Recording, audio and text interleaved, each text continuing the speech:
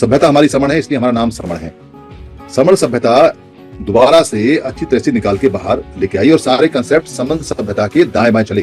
आपका राजनीतिक कंसेप्ट होगा वो भी सभ्यता के बदलाव में आता है, आपका धार्मिक कंसेप्ट होगा वो भी सभ्यता के बदलाव में आता है, आपका आर्थिक कंसेप्ट होगा वो भी सभ्यता के बदलाव में आता है, आपका कोई स्वभाव का, मन का, गुण का, कबीले का कोई कंसेप्ट होगा वो भी सभ्यता के कंसेप्ट में आता है। पर सभ्यता किसी कंसेप्ट में नहीं आती, सभ्यता का मूल कंसेप्ट होता है। और लड़ाइयां सभ्यता को बदलने की सबसे बड़ी लड़ाई है।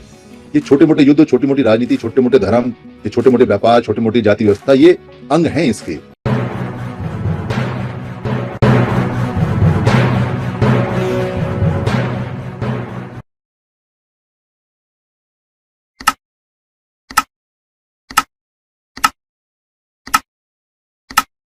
वो बहुत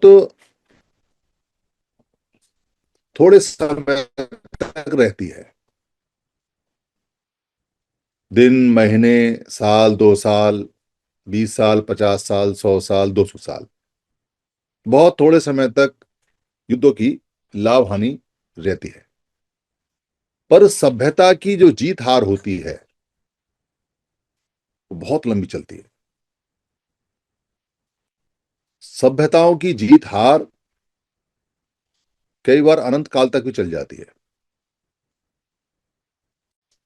और लोगों को पता ही नहीं चलता कि उनकी सभ्यता कब चली गई और कब किसी और ने उनकी सभ्यता कब्जा कर ली या बदल दी या खत्म कर दी। स्थापित सभ्यताओं को बदलने के लिए जो लोग स्थापित सभ्यताओं को बदलते हैं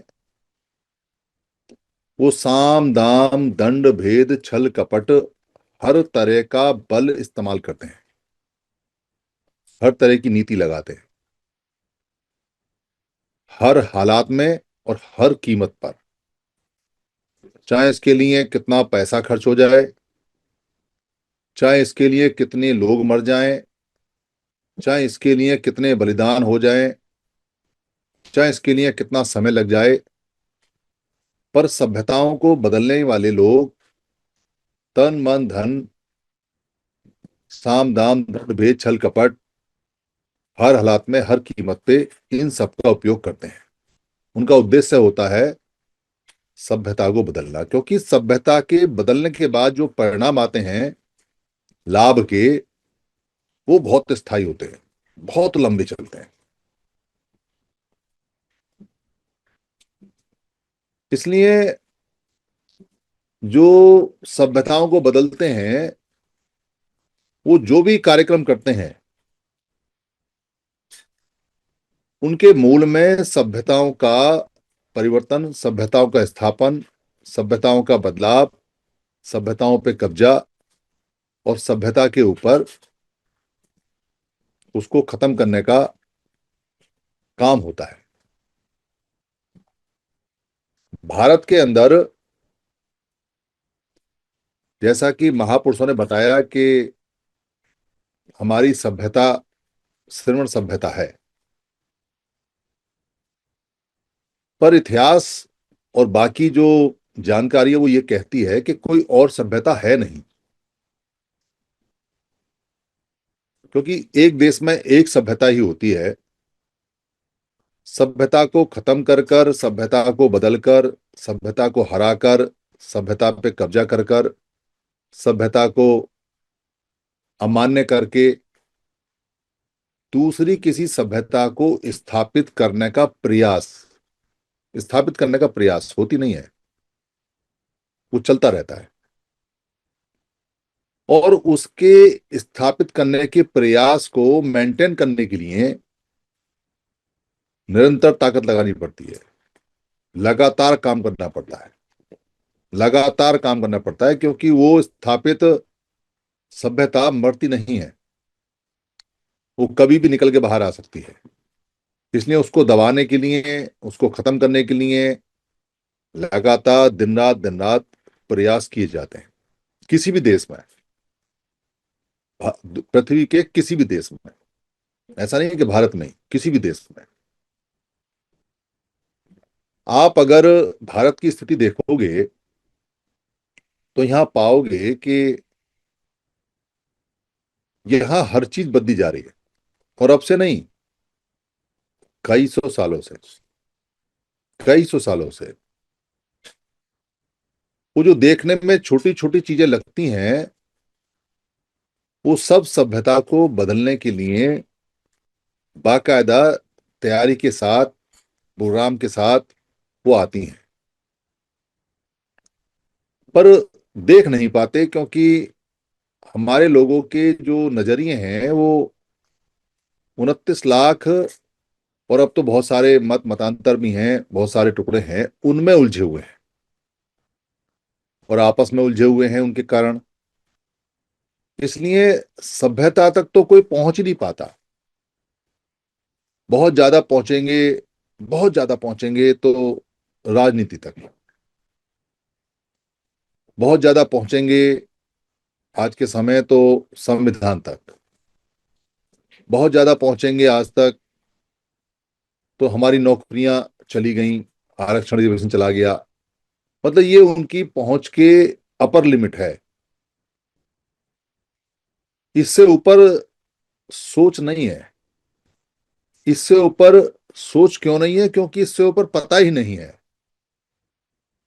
और अपनी भी कोई सभ्यता है इसका यकीन नहीं है।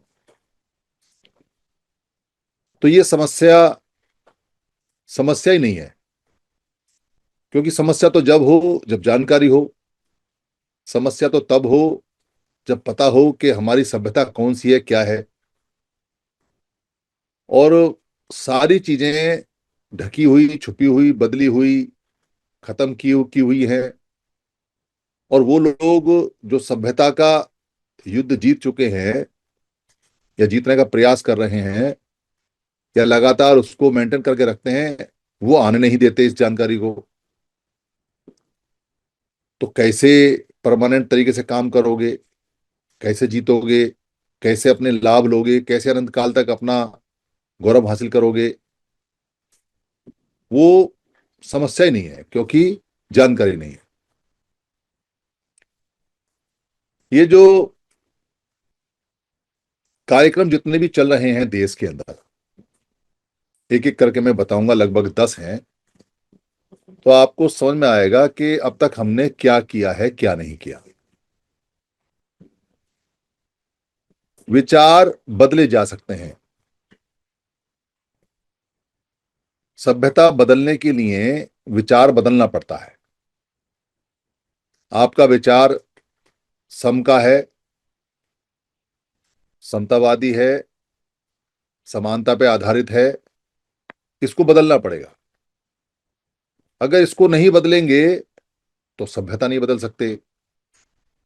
इसलिए आपसे सारे वो काम करवाए जाएंगे जिन कामों में असमानता हो, विषमता हो, वमता हो, वम हो, पर सम ना हो। चाहे आपको राजनीति में एक दूसरे के विरुद्ध में लिया जाए, चाहे सरकारी कर्मचारियों में एक दूसरे के विरुद्ध में लिया जाए, चाहे आपको आपके सांस्कृतिक सांख्यिक जो कार्यक्रम हैं उनके विरुद्ध में लिया जाए, किसी भी तरीके से। पर आपका जो सम विचार है वो बदलना चाहिए, और आपके घर घर में विषमता आनी चाहिए। अगर आपके घर में समता रही, समानता रही, तो जो समन सभ्यता है या जो सम सभ्यता है या जो मूल सभ्यता है वो तो जीवित रहेगी, घर की इकाइयों से जाएगी नहीं।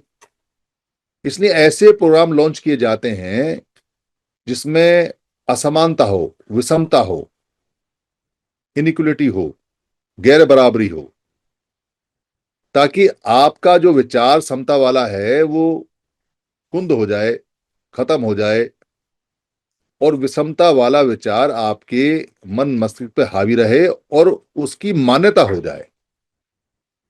ऐसा ही होता है, दुनिया ऐसी है, भाई भाई सगे नहीं है, जायदाद के लिए लड़ते रहते हैं, किसी का सुख नहीं देख सकते हैं। ये सारे सेंटेंसेस अभी आए हैं, पूरी दुनिया के अंदर, भारत में समता का जब तक यहां प्रधानता थी, ऐसे शब्द, ऐसी बातें नहीं हुआ करती थी कि परिवार में खाने पीने के ऊपर, मकान झगड़े के ऊपर या इन छोटी छोटी चीजों के ऊपर कहीं कोई असमानता का भाव आया हो। इसलिए विचार को लगातार लगातार लगातार विषमता पे आधारित किया जाता है। इसलिए न्याय नहीं मिलेगा। न्याय मिलेगा तो समता पे आधारित हो जाएगा, डिले होगा। इसलिए अधिकार नहीं मिलेगा, अधिकार मिलेगा तो समता की बात हो जाएगी। तो समता पे आधारित चीजें आपको नहीं मिलेंगी, विषमता पे आधारित आपको मिल सकती है। विषमता पे आधारित आपकी सभ्यता को खत्म करता है, इसलिए वो विचार आपको मिल सकता है। तो वो विचार ही पूरी तरह से खत्म किया जाए। जो समता पे आधारित वैचारिक पुरुष हैं, वैचारिक पुरुष का मतलब है चाहे वो इत्थी हैं चाहे वो पुम हैं। इत्थी बोलते हैं स्त्री को और पुम बोलते हैं, वैसे तो आज की भाषा में पुरुष बोलते हैं, पर पुम का मतलब नर होता है, या नर और नारी। तो जो वैचारिक समता के वैचारिक आधार के वाहक रहे हैं, जितने भी नाम जाने जाते हैं, जिन नामों से हम समता पे आधारित सभ्यता का परिचय प्राप्त करते हैं और उनका गुणगान करते हैं और उनकी बात को मानते हैं, उन सब लोगों को खत्म किया जाता है। अगर उनको खत्म नहीं किया गया तो फिर तो जो सभ्यता है समनों की, वो रहेगी, क्योंकि वो उसके वाहक हैं, वो उसके प्रेरणा स्रोत हैं। और अगर वो रहे तो फिर कैसे वम विचार चलेगा, फिर कैसे समता पे आधारित सभ्यता पे कब्जा होगा। तो जिंदों को अपनी तरफ किया जाता है। जो जिंदे लोग हैं उनको साम दाम दंड भेद छल कपट से अपने खेमे में लाके करप्ट किया जाता है। या तो हमारी बात मानो, या फिर दंड भुगतने के लिए तैयार रहो, या मरने के लिए तैयार रहो, या फिर हमारे फेवर में आ जाओ या चुप हो जाओ। कुछ ना कुछ करना पड़ेगा। जिंदों के साथ ऐसा होता है। पर जो मर चुके हैं उनका कैसे करें? जो मर चुके हैं और जो लिख के जा चुके हैं, जिनकी बातें घर घर में चलती हैं, जिनकी वाणियां घर घर में चलती हैं, जिनके फॉलोवर भी बहुत सारे हैं, उनको कैसे खत्म करें? तो उनको खत्म किया जाता है उनके काम को दबाकर। उनका नाम काम दबाओ। जैसे आज के समय आप देख रहे होंगे, डॉक्टर अंबेडकर का काम दबाया जा रहा है। उनको कहा जा रहा है कि संविधान डॉक्टर अंबेडकर ने नहीं लिखा। कोई बात हुई, कोई साक्ष्य नहीं, कुछ नहीं, पर बड़ी बात है। क्योंकि वही लोग साम दाम दंड भेद छल कपट की नीति में एक साम का भी आता है। साम का मतलब समझौता। वही लोग अपने मंचों पे बाबा साहब का 14 अप्रैल को जयकारा करते हैं। वही लोग अपने लोगों से उनको डिफेम करते हैं। वही लोग अपने लोगों से कहलवा कर बाबा साहब के काम को अपने नाम कर रहे हैं। वही लोग अपने लोगों से कहलवा के बाबा साहब की स्टैचू तोड़ रहे हैं। वही लोग बाबा साहब का जयकारा करते हैं और अगर ज्यादा बात बढ़ जाए तो अपने ही लोगों को सजा भी दे देते हैं। इसलिए मैंने बताया कि सभ्यता साम दाम दंड भेद छल कपट, हर हालात और हर कीमत पे इसका उपयोग होता है। बाबा साहब के संबंध में सारे एग्जाम्पल चल रहे हैं। आप मना नहीं कर सकते। जहां आपकी ताकत ज्यादा होगी वहां वो फूल चढ़ाएंगे, और जहां आपकी ताकत कम होगी वहां मूर्ति तोड़ देंगे, झगड़ा पैदा करके रखेंगे। जहां आप कहोगे कि बाबा साहब ने संविधान लिखा है, वो माफी मांगने आ जाएंगे, और जहां आप नहीं होगे वहां कहेंगे नहीं, दूसरे व्यक्ति ने लिखा है। चर्चा चलाएंगे, भ्रम फैलाएंगे। तो काम को दबाकर, नाम को खत्म कर कर वो ऐसा काम करते हैं। या चरित्र हनन करेंगे, जैसे बुद्ध के साथ हुआ। बुद्ध के नाम को खत्म करने के लिए कभी चिंचिया भेज दी, कभी कुछ और कर दिया, बहुत सारी बातें की, बुद्ध के ऊपर आरोप लगाए, पिटाई भी करवाई। और जब कुछ ना हो सका तो अपने खिमे में लाके अवतार घोषित कर दिया, कह दिया कि ये अवतार हैं हमारे महापुरुष के। पर आना हमारे खेमे में पड़ेगा। आपने चलेगा, पर बुद्ध के साथ तो समण शब्द जुड़ा हुआ है। दुनिया इधर से उधर हो जाए, क्योंकि बुद्ध तो सावधान रहे हैं, और जो सावधान रहते हैं उन्हें पता होता है कि आगे क्या है, इसलिए कितना ही खींच के ले आओ पर वो समण सभ्यता के वाहक ही रहते हैं, महासमण और समण ही रहते हैं। उनको खींच के लाना इतना आसान नहीं है। तो चरित्र हनन जीवित लोगों का तो बहुत आसान है, मरने वालों का प्रचार प्रसार से और भी ज्यादा तेजी से वो कर पाते हैं। लगातार लगातार सीधे साधे लोगों को चरित्र हनन करते हैं और बताते हैं कि किस तरह का करेक्टर है। ये तो हमारे महापुरुष चरित्र में बड़े मजबूत रहे हैं, इसलिए उनके चरित्र हनन इतनी जल्दी हो नहीं पाते। पर कमजोरों का तो मामला आप समझ सकते हो कि कितनी जल्दी उड़ जाता है, कितनी जल्दी खत्म हो जाता है। तो अपना ठप्पा लगाकर, जैसा मैंने बताया कि अवतार लगाकर, या ये कह दिया कि बाबा साहब अम्बेडकर को एक ब्राह्मण ने किताब दी या अपना नाम दिया, ऐसी भी चर्चा है।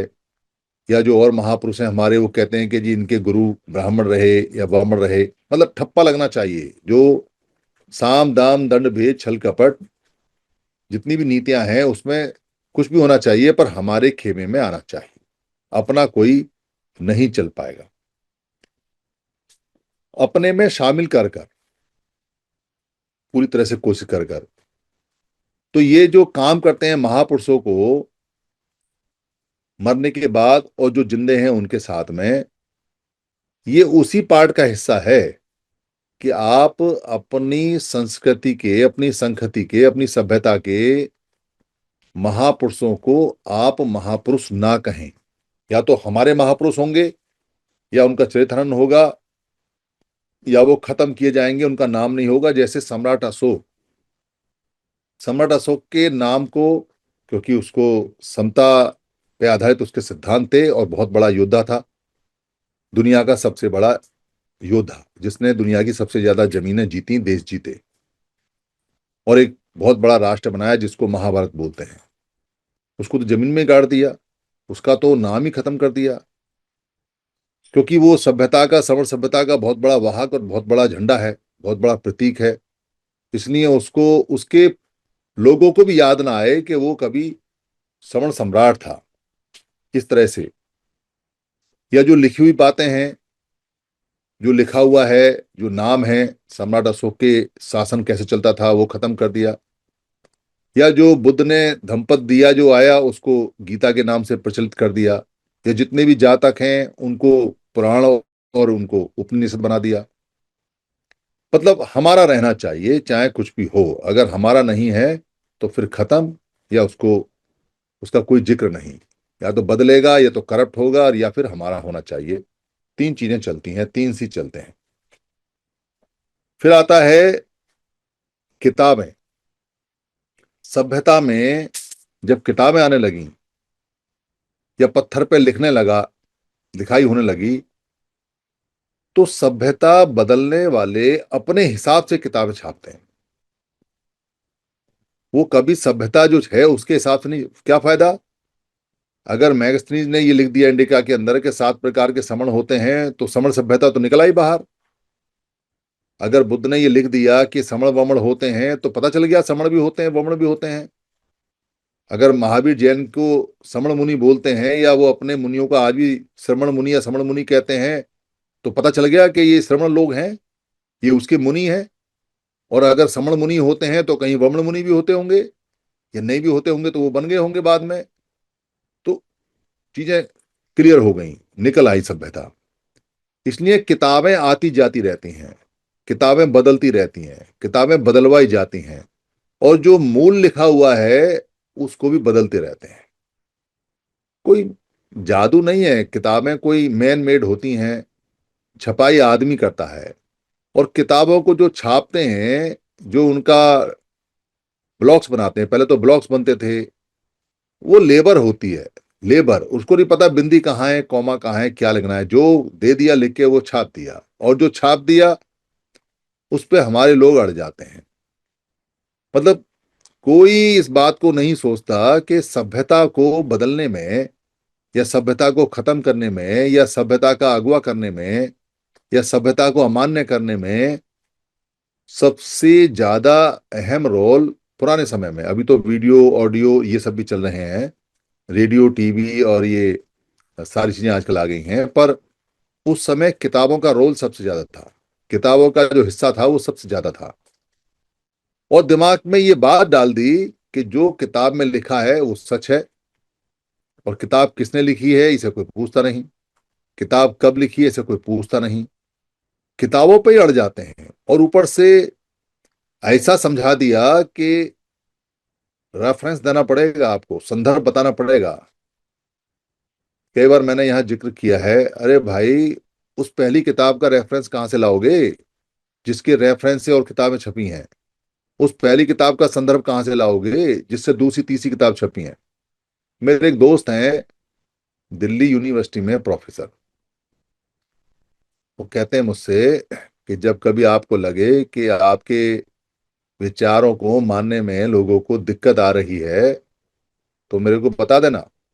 तो मैंने कहा क्या करोगे आप? कह रहे मैं एक किताब छाप दूंगा किसी पुराने नाम से और उसको कह दूंगा कि इसका एडिशन 160 साल पुराना है, 125 साल पुराना है, ये तब छपी, और उसको चाय में भिगो के और धूप में सुखा के और आपको दे दूंगा। और आप उस किताब को दुनिया को दिखाते रहना कि देखो ये किताब में ये लिखा है, ये लिखा है, वो लिखा है, ऐसा लिखा है। ये चलता है, सारी दुनिया ऐसे ही करती है। कहीं कोई पहले रेफरेंस को सर्टिफाइड करने के लिए नहीं आता। लोग इसी में संतुष्ट हो जाते हैं कि फलानी पेज पे फलाने नंबर पे ये लाइन लिखी हुई है, पर कभी ये नहीं पूछते कि वो लाइन कहाँ से रेफरेंस लेके आई और कहाँ है वो, पहली किताब कौन सी है। मैं पूछता हूँ इस बात को। जब यहाँ रेफरेंस के लिए लोग आते हैं तो मैं जरूर पूछता हूँ कि भाई उस किताब का रेफरेंस बता, फिर उसका बता, फिर उसका बता। तो कैसे बताएगा? तो झल्ला जाता है, कहता जी आप तो मानते नहीं। अरे भाई, माने किसकी? मैन मेड किताबें होती हैं, जो अपने हक में, जो अपने फायदे में लिखता है, जिसके पास पैसा होता है वो छाप सकता है। हम भी छाप सकते हैं, समस्या कुछ नहीं है, पर सर्टिफाइड ही कर सकते हैं उसको। क्योंकि सर्टिफाइड करने के लिए तो बुद्ध का सिद्धांत चलता है, डॉक्टर अम्बेडकर का सिद्धांत चलता है कि तर्क करना पड़ेगा आपको, तर्क पे कसौटी पे कसना पड़ेगा, तब आपको पता चलेगा। पर सभ्यताओं के बदलने में और सभ्यताओं के कब्जा करने में, उनको अगवा करने में, उनके हार जीत में किताबों का बहुत बड़ा रोल है। और वो भी तब जब लोगों को ये सिखा दिया जाए कि किताबें अंतिम हैं, किताबों में लिखी बात सच है, और किताबों में लोग आंख बंद करके मान लेते हैं। इसलिए किताबें आती जाती रहती हैं, इसको अच्छी तरह से वो लोग जानते हैं जो सभ्यताओं को बदलते हैं, जो सभ्यताओं की बदलने के लिए पूरी ताकत लगाने का कोशिश हमेशा करते रहते हैं। सभ्यताओं के एस्टेब्लिशमेंट में मूर्तियों का बड़ा हाथ है। ये मूर्तिबाजी भारत में बहुत चलती है। मूर्तियां सभ्यताओं का प्रतीक बन गई हैं।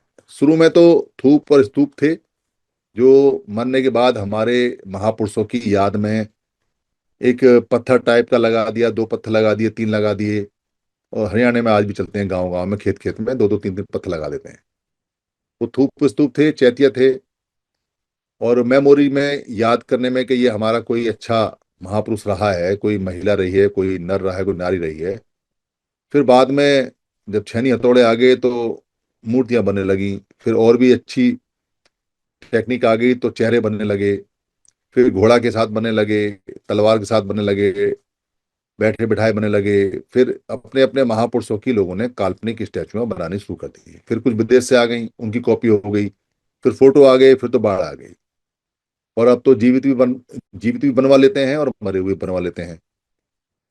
तो ये जो मूर्तियां हैं ये बदलती रहती हैं, ये टूटती रहती हैं, फूटती रहती हैं, आती रहती हैं, जाती रहती हैं, नई बनती रहती हैं। सभ्यताओं में इसके रोल बहुत होते हैं। ये सभ्यताओं की वाहक बन गई हैं। इनके ऊपर सभ्यताओं के कब्जा करने वाले लोग झगड़ा भी करते रहते हैं, और इनके एस्टेब्लिशमेंट पूरी ताकत लगाते हैं, क्योंकि इनके पीछे लोग आसानी से इनके चित्र देख के और फोटो देख के आते हैं, और आराम से इनकी कहानियां बनाई जाती हैं, कहानियां सुनाई जाती हैं, ताकि सभ्यता का बदलाव मेंटेन रहे। सभ्यता लगातार बदलती प्रतीत होती रहे, और साल दर साल उसको मेंटेन करना पड़ता है, साल दर साल उस पर काम करना पड़ता है, ताकि किसी को याद ना आ जाए कि मूर्तियां तब बनी हैं जब छेनी हथौड़े आए हैं। मूर्तियां तब बनी हैं जब लोगों ने बाहर से कुछ मूर्तियां देखी और उसकी कलाकृति यहाँ बनाने शुरुआत की या किसी भी तरीके से, तो मूर्तियां हमेशा खत्म की जा सकती हैं। लोगों की जो जानकारियां होती हैं, जानकारियां बदलती रहती हैं। आज के समय तो सोशल मीडिया 2 मिनट के अंदर संगठित रूप से प्रचार करके प्रचारित करके आपकी अच्छी खासी जानकारी को संशय में बदल सकता है। अच्छी खासी जानकारी, आपने बुद्ध का कोई ओरिजिनल साहित्य पढ़ लिया है, बेशक यहाँ चर्चा में आप अच्छी तरह से पक्के हो गए हो कि भाई ये चीज ऐसे है और वो चीज ऐसे है, पर लगातार लगातार संगठित रूप से जानकारी देने वाले जो लोग हैं वो अपने फेवर में आपकी जानकारी को मोड़ सकते हैं, नहीं तो भ्रम में फंसा सकते हैं, नहीं तो करप्ट कर सकते हैं, नहीं तो बहुत ज्यादा आपको इरिटेट करके आपको जानकारी से वंचित कर सकते हैं। तो जानकारियां आज की डेट में स्थायी जानकारियां काम नहीं करती हैं, क्योंकि सोर्सेज इतने ज्यादा हैं कि कंफ्यूजन खुद की जानकारी को हो जाता है कि ये मैंने सही भी कहा या नहीं। और ऐसा ऐसा सिस्टम आ गया है कि आप अगर नेट भी खोलोगे तो नेट पे भी लोग ही लोड करते हैं, डाउनलोड करते हैं। मतलब आप नेट को सच मानोगे, उसको भी लोग ही लोड कर रहे हैं। आप सोशल मीडिया को मानोगे सच, उसको भी लोग ही संगठित रूप से लोड कर रहे हैं। आप वीडियोस मानोगे तो एक वीडियोस के जवाब में 4 वीडियोस को काटने की आ जाती हैं। सभ्यता पे अधिकार प्राप्त करने वाली या कब्जा करने वाली वीडियो ज्यादा आती हैं, ज्यादा जानकारी व्हाट्सएप पे आती है, ज्यादा काम उस पर होता है। इसलिए जब कभी हम बातचीत करते हैं तो आप एक बात कहोगे, सभ्यता पे बदलाव करने वाले, कब्जा करने वाले आपको 10 बातें दिखा देंगे, रेफरेंस के साथ में, सबूत के साथ में, आपके मुंह पे 4 वीडियो रख देंगे, 4 ट्विटर रख देंगे, 4 फेसबुक रख देंगे। आप उत्तर नहीं दे पाओगे, क्योंकि जिस जानकारी जानकारी के आधार पर आप उनसे लड़ रहे हो, सेम उसी प्लेटफॉर्म पे वो और भी जानकारी दे रहे हैं। और अब तो एआई आ गया है, तो एआई में तो जो व्यक्ति जो कहेगा, जैसे मैं ये बात बोल रहा हूं, आप एआई को मेरा वीडियो लगा के आदेश बोलो कि इसके अंदर जो हाँ वाली बातें हैं उनको नाम में बदल दे, आवाज भी वही रहेगी, वीडियो भी वही रहेगी, होठ भी ऐसे लेंगे, हाँ वाली बात को नाम में बदल देगा वो। और आप कहोगे कि भाई ये तो उस दिन ऐसा कहा था, देखो ये आदमी तो बड़ा दोगला है, अब हाँ कर रहा था अब ना कर रहा है, तब ना कर रहा था अब हाँ कर रहा है, जानकारी खत्म। तो ये जो जानकारियां हैं वो बहुत तेजी से अदला बदली और खत्म और मिस इंटरप्रिटेशन की जा रही हैं, और ये आगे भी बहुत ज्यादा होगा। जो शब्द हैं, जिनको शब्द बोलते हैं,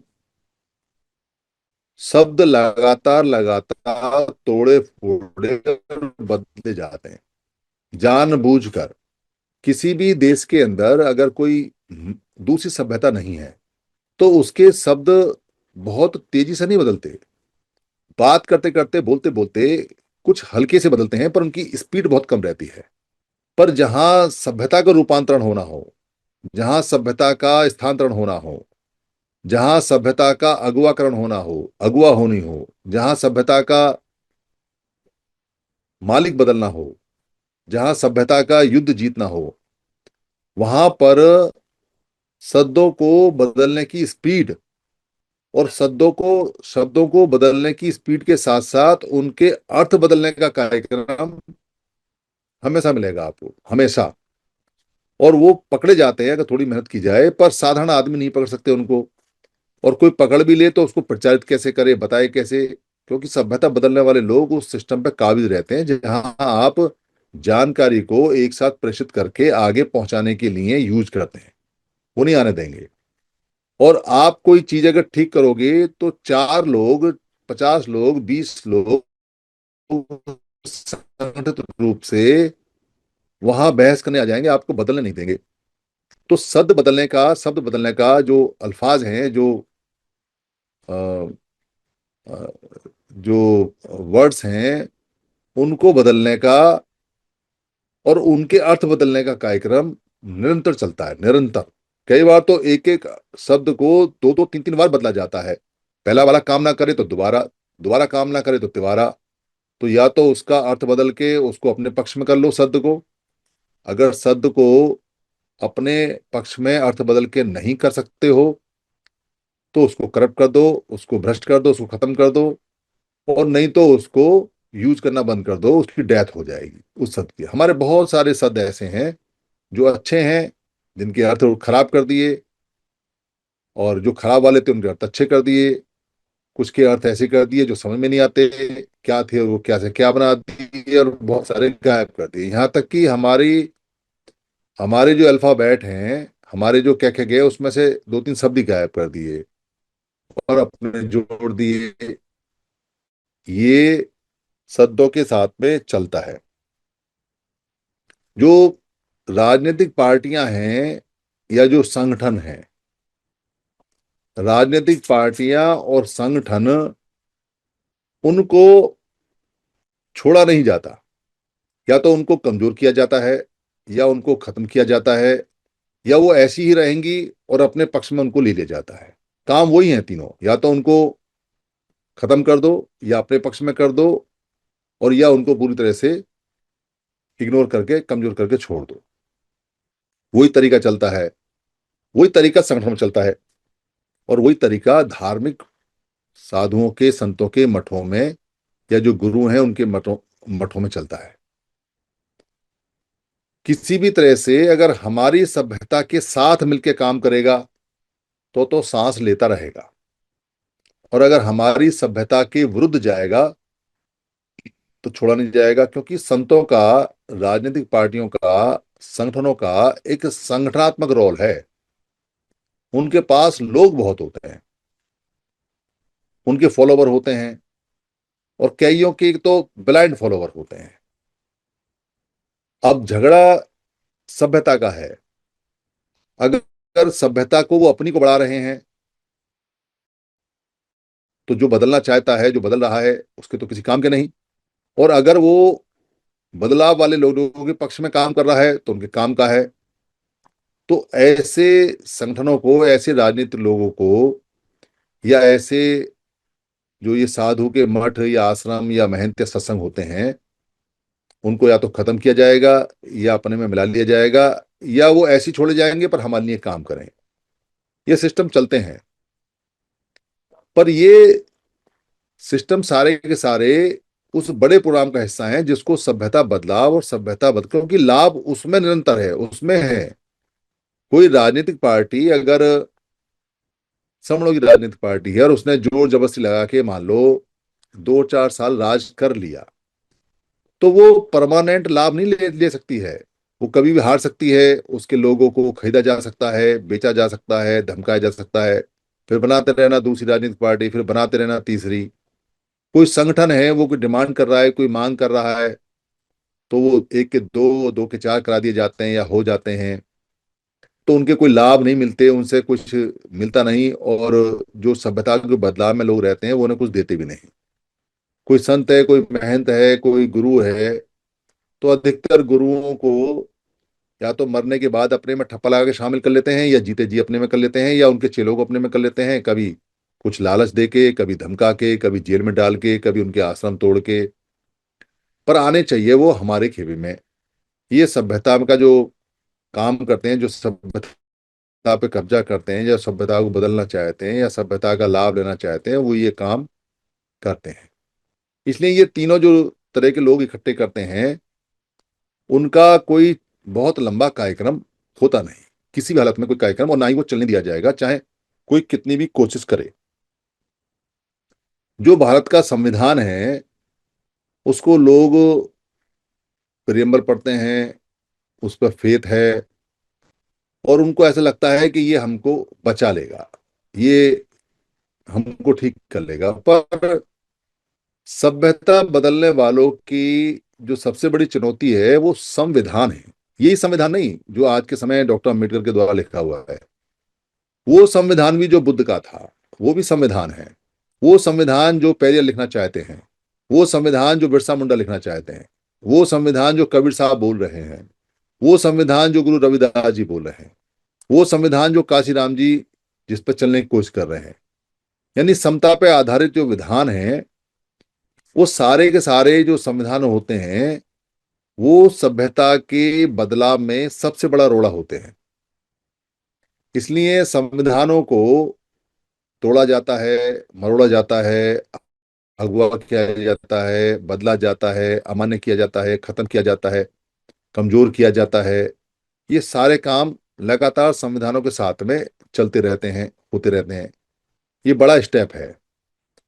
और संविधान बदलने के प्रोसेस को, वो अब आपके हाथ में नहीं है। संविधान बदलने का जो प्रोसेस है वो है संविधान सभा में लोगों को पहुंचाना, यानी पार्लियामेंट में पहुंचाना। और वो वोट का अधिकार है। तो वोट के अधिकार को नहीं देना है। वोट के अधिकार को किसी भी कीमत में, मैंने बताया, सभ्यताएं बदलने के लिए साम दाम दंड भेद छल कपट हर हालत में और हर कीमत पे चाहिए। तो वोट का अधिकार हर हालत में और हर कीमत पे चाहिए।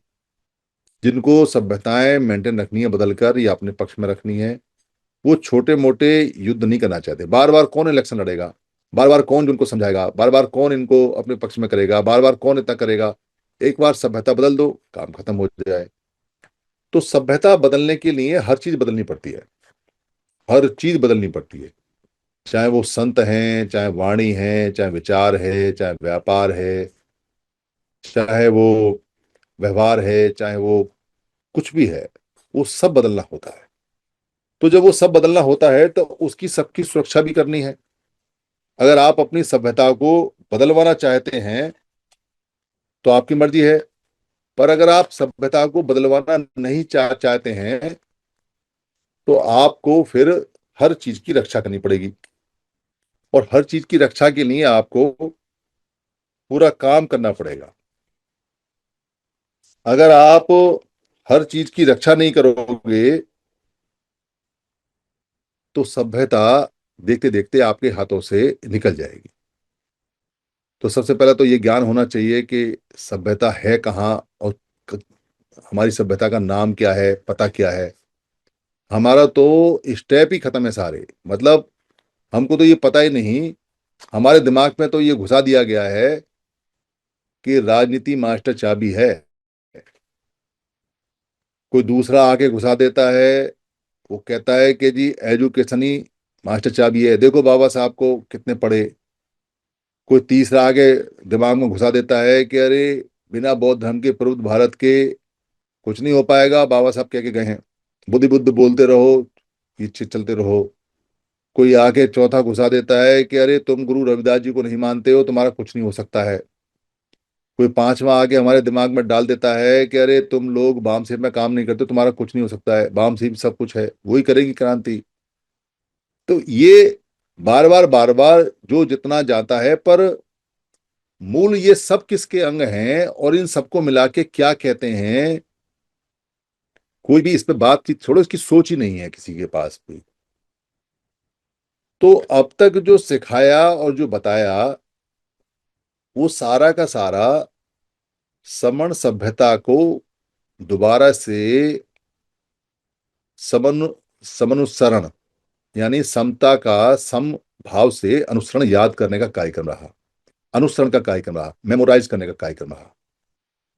और जितने भी कंसेप्ट रहे वो सारे के सारे इस बात के रहे कि हर चीज हमारी है। इसको बताने में 4.5 साल पोर्टल पे लग गए, और 20 साल लगे जगह जगह लोगों से बातचीत करके उनको समण शब्द के बारे में कहने के लिए कि भाई हमारी जो सभ्यता है वो समण सभ्यता है। बहुत सारे लोगों का इसमें व्यवहार देखा, इसको समझने में बड़ी दिक्कत हुई। बार बार बता रहे हैं कि ये समण सभ्यता है, पर उनको लगता है कि ये समण संगठन है, ये भी कोई संगठन है, ये भी कोई राजनीतिक पार्टी बनाएंगे, ये भी कोई कुछ ऐसे कर रहे हैं। तो इसके पार्ट बनाने का काम धीरे धीरे दिमाग में डालकर बताने का काम हुआ।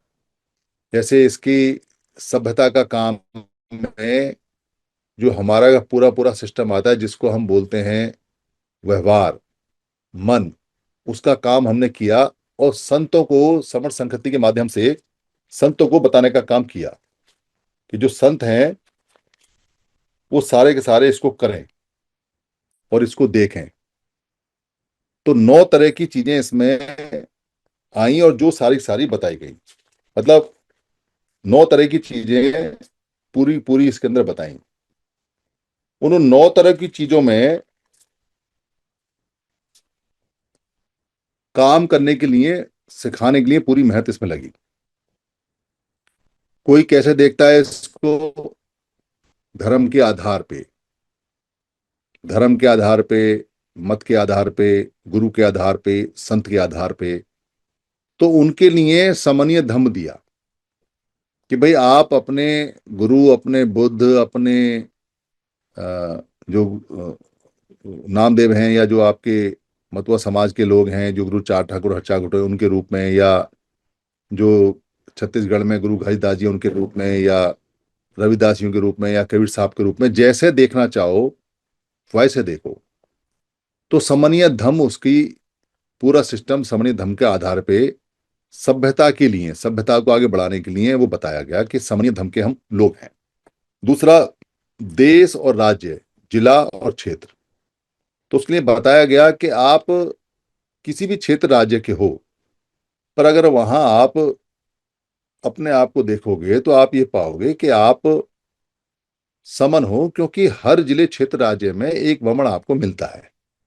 वो वमन कभी नहीं बताता कि वो किस राज्य का, क्षेत्र का है या जिले का है। वो हमेशा कहता है मैं वमन फर्स्ट, आई एम फर्स्ट वमन, देन कोई राज्य राज्य उसका होगा। तो आप अपने आप को देखो कि आप राज्य के हिसाब से अपनी पहचान बताओगे या समण के हिसाब से बताओगे। फिर उसके बाद में आपका काम, जाति, नौकरी। क्योंकि काम और जाति और नौकरी जो आपका पेशा है, उसके आधार पे यहाँ सबको बताया गया कि भाई आपकी जाति, आपका काम, आपका पेशा, ये आपकी पहचान है। पर इस पहचान में झगड़ा नहीं है कुछ भी। ये आपका पुराना भी हो सकता है, मध्यकालीन भी हो सकता है, और ये अब जो कर रहे हो वो भी हो सकता है। वही नाम है, आपको इससे घबराना नहीं है। ये समणीय लोगों की खास पहचान है, क्योंकि वही समण होगा जो कुछ काम करता होगा। यानी जिसकी जात होगी वो समण होगा, और जिसकी जात ही नहीं है, जिसका काम नहीं है, जिसका पेशा नहीं है पुराना वाला, वो समण नहीं है, क्योंकि उनके पास में कोई काम था नहीं। ये बात पूरी तरह से एस्टैब्लिश की गई, पूरी तरह से बताई गई। राजनीति और संगठन के बारे में बताया गया कि राजनीति, संगठन स्थायी पहचान या स्थायी लाभ की कोई भी समितियां या कोई भी संस्था नहीं है। ये छोटे से, थोड़े से समय के लिए है, और इनमें अगर आप लड़ोगे तो हार भी सकते हो। आप जीतने की गारंटी नहीं है, पर जुड़ोगे, सभ्यता के साथ जुड़ोगे, और सभ्यता को समर संघ के नाम से बोलते हैं, तो जीत की गारंटी है कि आप हारोगे नहीं। फिर कबीले, गोत्र, वर्ण, परिवार, इन सब के बारे में यहां बताया गया कि हम सबका जो रंग है वो एक सा है। आज की डेट में बेशक बहुत सारे गोरे लोग हमारे हो सकते हैं, पर उनके जो व्यवहार हैं, उनके जो आचार हैं, उनका जो समण सभ्यता से मेल जोल है, उनकी जो चीजें चलती हैं, वो सारी की सारी समण है, और वो समण से चलती हैं। हमारे मनों के व्यवहार सारे के सारे समण हैं। भाषा के बारे में बताया गया कि भी भाषा कुछ भी हो सकती है, पर वमणीय भाषा नहीं है हमारी, वमण भाषा नहीं है। किसी भी भारत में रहने वाले की मूल भाषा वमण भाषा, यानी कि संस्कारित भाषा नहीं है। इसके बारे में बार बार अच्छी तरह से बताया गया।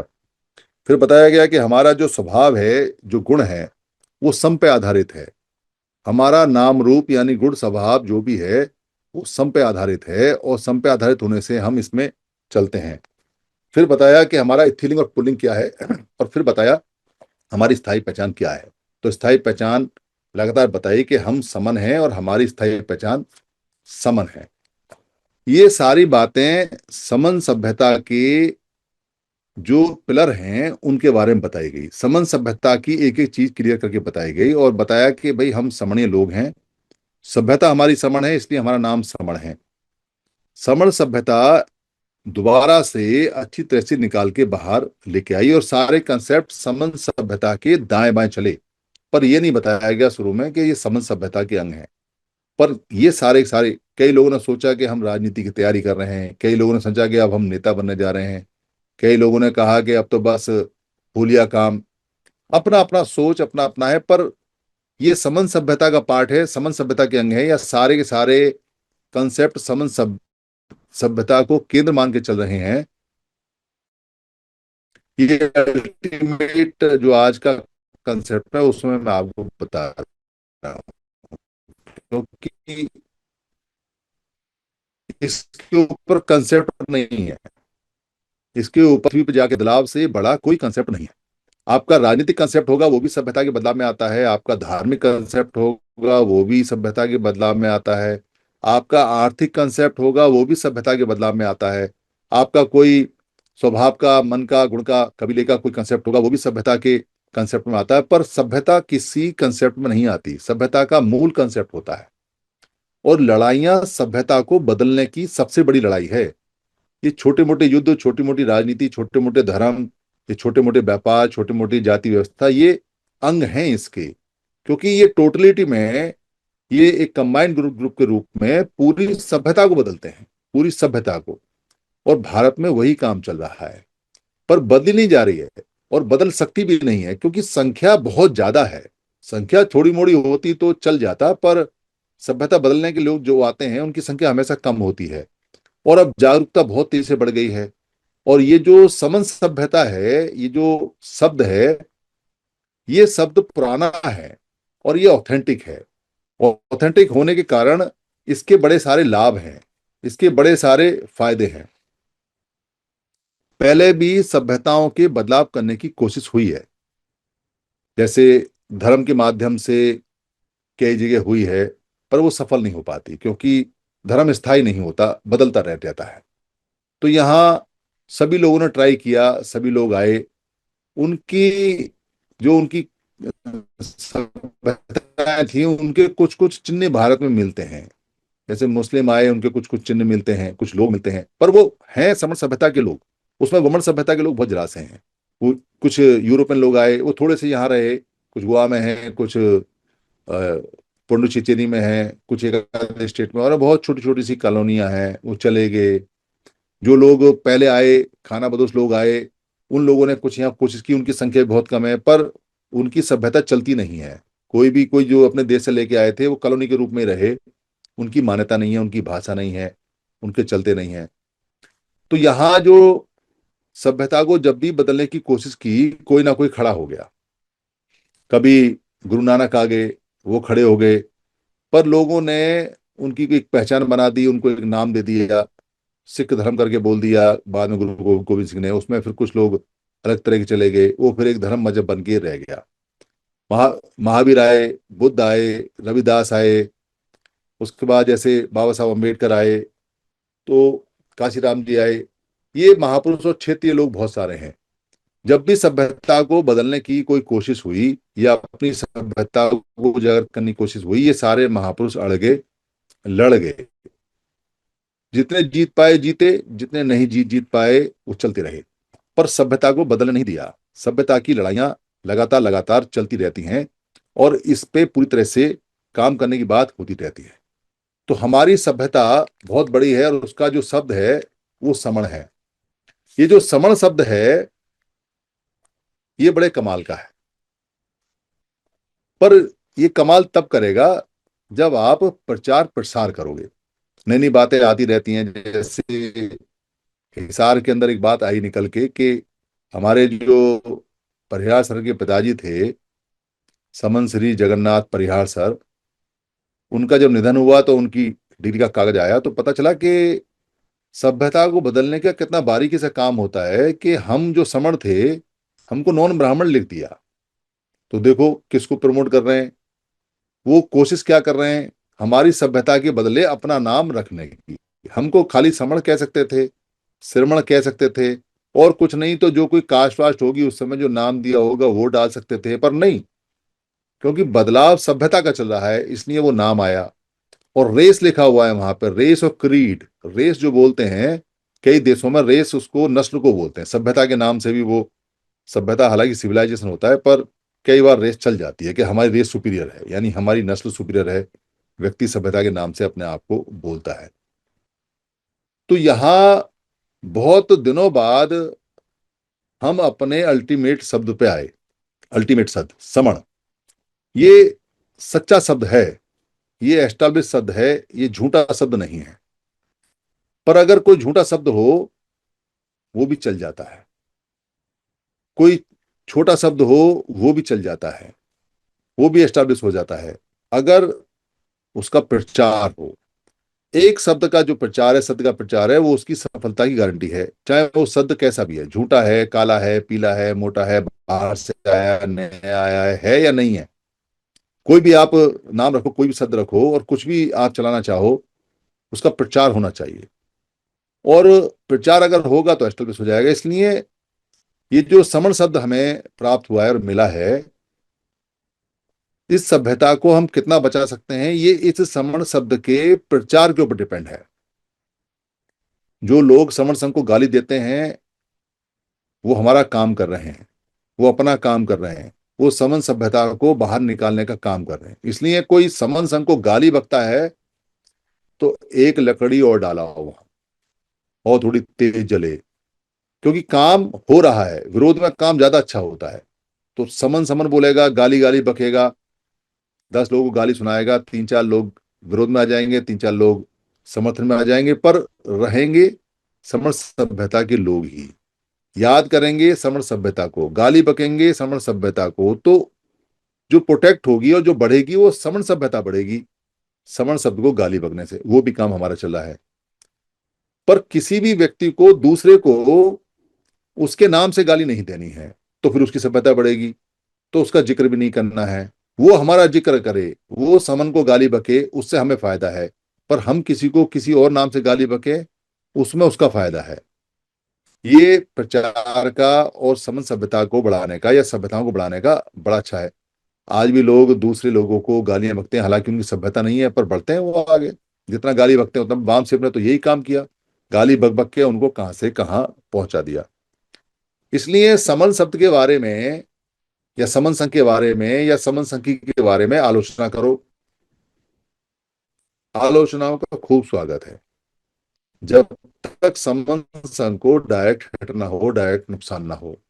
खूब आलोचना करवाओ अपनी, कोई समस्या नहीं है। खूब आग में घी डालो, खूब आग में लकड़ी डालो, खूब चलाओ आग को, खूब हाथ सेको। तर्क करो, यानी तर्क करो जितना कर सकते हो। नहीं चल रहा है तो कुतर्क करो, पर करोगे तो समन संघ का। खूब गालियां बको समन संघियों को, समन संघ को, पर काम होगा समन संघ का।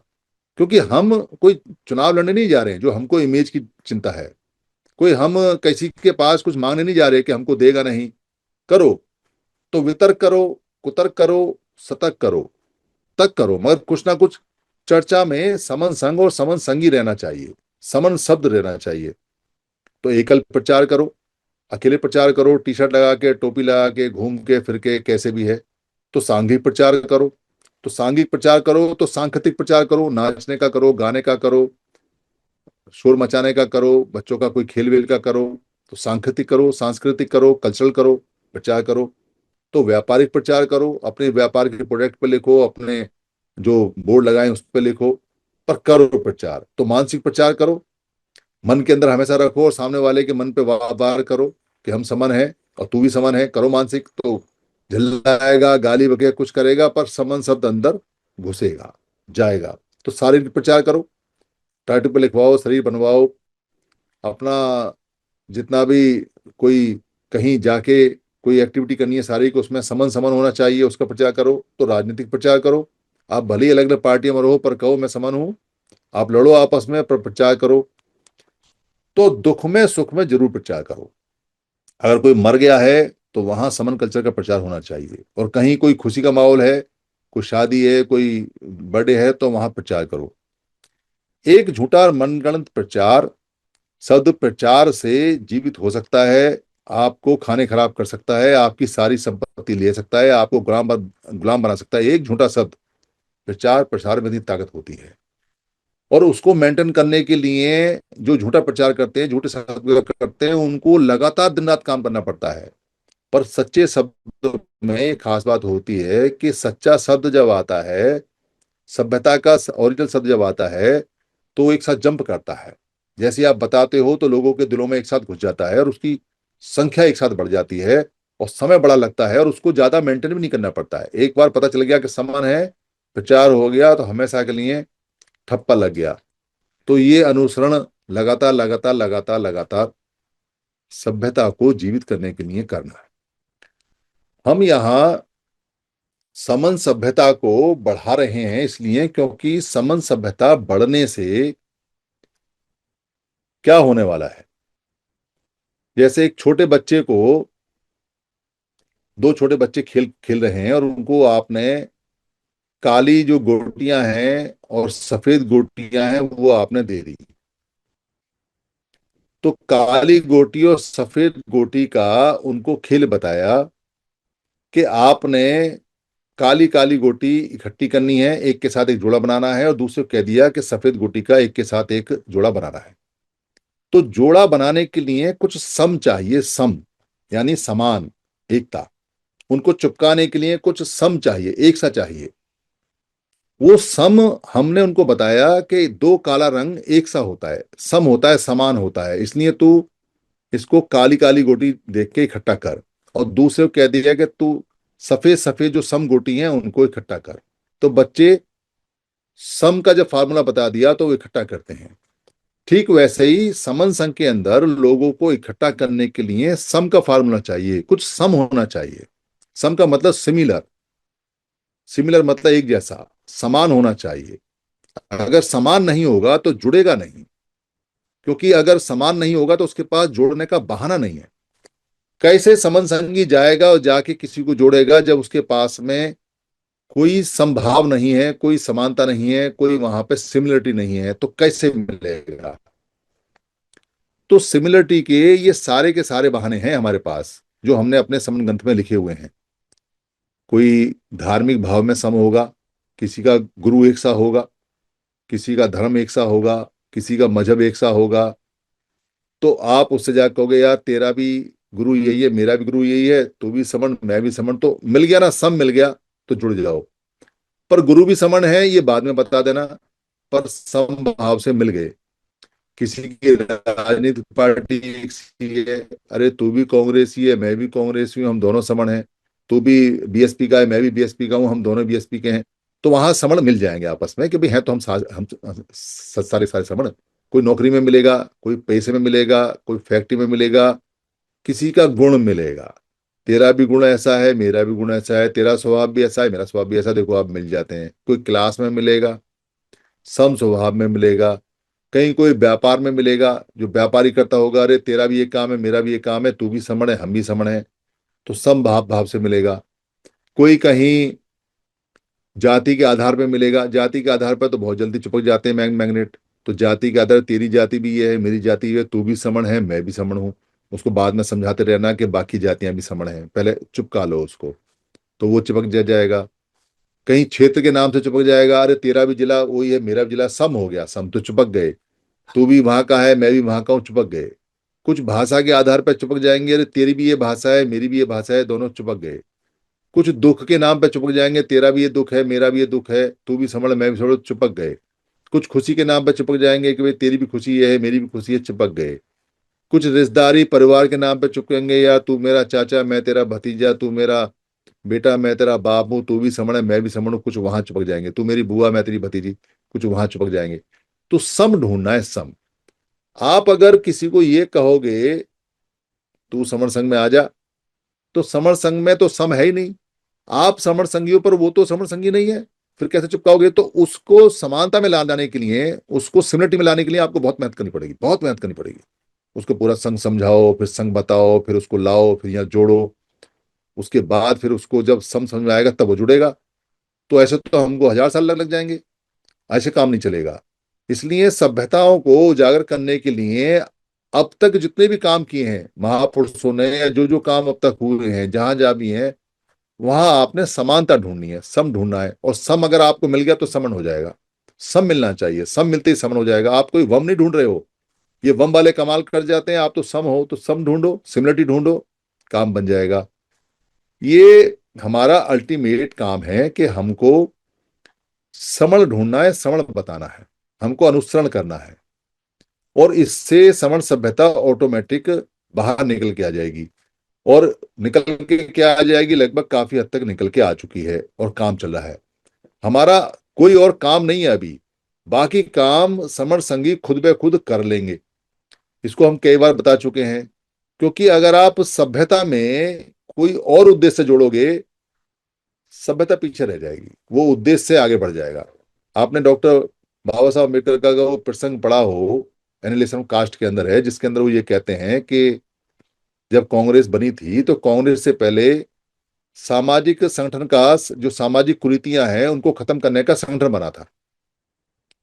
पर जैसे ही राजनीतिक संगठन बना तो धीरे धीरे वो सामाजिक जो कुरीतियां थी उनको दूर करने वाले लोगों का इंटरेस्ट कम होता चला गया, और वो धीरे धीरे करके अ, उसमें चले गए राजनीतिक खेमे में। और एक दिन वो लिखते हैं उसमें कि एक दिन वहां मारपिटाई भी हुई, खेमे में आग वाग भी जली, झगड़े भी हुए, और फिर वो लास्ट में भाषण हुआ तो सारे वो भाषण ऐसा हुआ जैसे विदाई समारोह। उसके बाद में वो कुरीतियों को दूर करने का कोई कार्यक्रम वहां हुआ नहीं। तो अगर सामाजिक काम में कोई और उद्देश्य जोड़ दिया आपने, सामान्य सभ्यता को दोबारा से बाहर लाके बड़ा करने में अगर आपने कोई और उद्देश्य जोड़ दिया, तो लोगों का मन तो बड़ा हल्का होता है। बहुत जल्दी वो चले जाते हैं, भाई ये इंस्टेंट है, इसमें तुरंत लाभ मिलेगा, इसमें पैसा मिलेगा, पद मिलेगा, पोस्ट मिलेगा, तो सभ्यता जीवित नहीं होगी। और ये एक्सपेरिमेंट तो पहले भी हो चुके हैं कि राजनीति में जाके कुछ ज्यादा मिला नहीं, धर्म में जाके, मजहब में जाके, मत में जाके कुछ मिला नहीं, सरकारी कर्मचारियों के संगठन में जाके कुछ मिला नहीं, जो संगठन अलग अलग बने छोटे छोटे उद्देश्यों के लिए उनसे जाके कुछ मिला नहीं। क्योंकि जिन लोगों के खिलाफ आप लड़ रहे हो वो तो आपकी सभ्यता को बदलने में लगे हुए हैं, और आपको अपनी सभ्यता की चिंता ना हो कि एमएलए एमपी बनने की चिंता है। और वो जानते हैं कि इनको एमएलए एमपी बना के चुप करा दो, इनको कुछ नहीं पता कि क्या सभ्यता होती है क्या नहीं होता है, सब भूल चुके हैं, इनको कुछ ये याद नहीं है। इसलिए ये वाला जो कार्यक्रम है बृहद कार्यक्रम है, बड़ा कार्यक्रम है, ये महाका कार्यक्रम है। इस कार्यक्रम में आपको पूरी छूट है कि आप राजनीति भी करो, आप व्यापार भी करो, आप किसी संगठन में भी आओ जाओ, कोई भी मत मानो, कोई मान्यता मानो, कुछ भी करो, पर आपको दिन रात अनुसरण करना पड़ेगा। मैं समन हूं, मैं समन हूं। और जब आप ये पक्का कर लो अपने दिल में कि मैं समन हूं, तो आपको किसी और को भी समन याद दिलाना है। तो इसमें एक समस्या आएगी। लगभग 99% लोग इस बात को जानते हैं और बहुत जल्दी मान लेंगे और मान भी रहे हैं कि वो समन है। पर 1% लोग, आधा परसेंट लोग या उससे भी कम लोग ऐसे होंगे जो नहीं मानेंगे कि वो समन है। कई कारण उसके हो सकते हैं। हो सकता है कि आपकी शक्ल पसंद ना आए, हो सकता है कि आपका कोई व्यवहार खराब हो सकता है कि उनके मन में कुछ और इच्छा रही बहुत सारी बातें हो सकती हैं। हो सकता है कि वो बुद्धि बल में अपने को सबसे ज्यादा मानते हों, हो सकता है किसी संगठन में फंसे हों, हो सकता है कोई मजबूरी हो। तो सिर्फ उनसे इतना ही पूछना है, आप वमन हो क्या? जाहिर सी बात है मना कर देंगे, हम वमन नहीं है। बस आपका इनडायरेक्ट जो कंसेंट है, उनकी कंफर्मेशन है वो आ गई कि वो समण है। क्योंकि जो वमन नहीं है वो समण है। उसको जिद नहीं करनी है कि भाई तू बोल के मैं समण हूं, मैं समण हूं, ये जिद नहीं करनी है, वो हो गया काम। फिर भी कोई ऐसा हो सकता है जो फिर भी विरोध करे, क्योंकि सब तो एक जैसे होते नहीं है। फिर भी इक्का दुक्का निकल आएगा जो आपसे ये पूछ बैठे ये संबंध क्या है, ये संबंध संघ क्या है, और आप बताओ और वो माने ना, उसको वहीं छोड़ देना है। कोई भी सेकंड उस पर खराब नहीं करनी है। क्रांति एक आध आदमी से रुकती नहीं है। और ये सब तरह के व्यवहार के दुनिया में सब तरह के लोग हैं, हर जगह होते हैं ऐसे लोग। उनमें समय खराब नहीं करना है, उन पे कोई बात नहीं करनी है। बहुत लोग आपको मिलेंगे। तो अभी ये काम बहुत लंबा चलेगा। हम जो अब आगे का स्टेप है, क्योंकि ये जो कंसेप्ट है जो मैंने आज दिया है ये अल्टीमेट कंसेप्ट है। हम इसको आधार मान के पिछले 4.5 साल से काम कर रहे हैं। जो मैंने आधार आज आपको बताया है, जो बेस आपको बताया है, हमारा काम समण सभ्यता के लिए है। वो काम हम लगातार कर रहे हैं और अब तक हमने उसी के आसपास काम किया है, और कोई काम हमने किया नहीं है।